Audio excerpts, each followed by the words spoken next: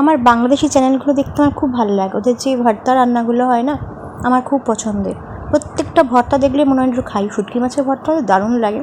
যে শুটকি মাছ তো নেই, কী আর করা যাবে, তাই এই ঘরোয়া পদ্ধতিতে যে ভর্তাটা হয় সেটা আমি আজকে করলাম।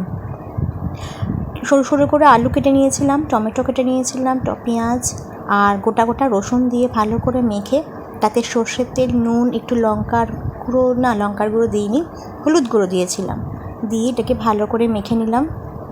মেখে নিয়ে এটাকে কড়ার মধ্যে আমি দিয়ে দেবো। দিয়ে কোনো নাড়াচাড়া করবো না, জাস্ট একটু পেতের মতন দেবো, সবটা যাতে জল পায়। তো সেইভাবে সমপরিমাণ মতো জল দিয়ে ওটা চাপা দিয়ে দেবো। চাপা দেওয়া হয়ে গেল, তারপর কিছুক্ষণ পরেই একটু সেদ্ধ হয়ে যাবে ওটা। তখন দেখবো জলটাও কমে গেছে। সেই অবস্থায় ওটাকে একটু নাড়াচাড়া করে জলটা আরেকটু শুকনো করে নেবো। তারপর ওটা একটা পাত্রে ঢেলে নেবো। এরপর গরম তেল করে তার মধ্যে একটু শুকনো লঙ্কা ভাজা, রসুন ভাজা আর তার মধ্যে একটু পেঁয়াজ ভাজাও করে নেবো। করে এটা তুলে রেখে দেবো।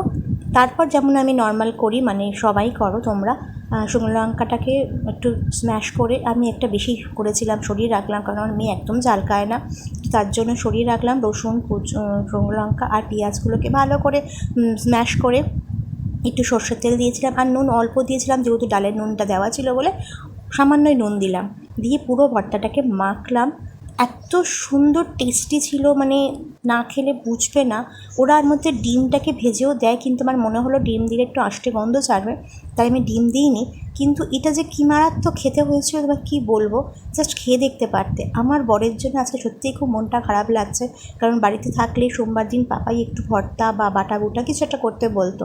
যদি সত্যি এটা আমি ওকে খাওয়াতে পারতাম, তো আমার আজ সত্যিই খুব মনে হচ্ছে যেন ও যদি থাকতো আজকে, সত্যি আমি এটাকে খাওয়াতে পারলে খুব খুশি হতাম। কিন্তু কী আর করা যাবে, নেই, তাই আমি আমাদের খেতে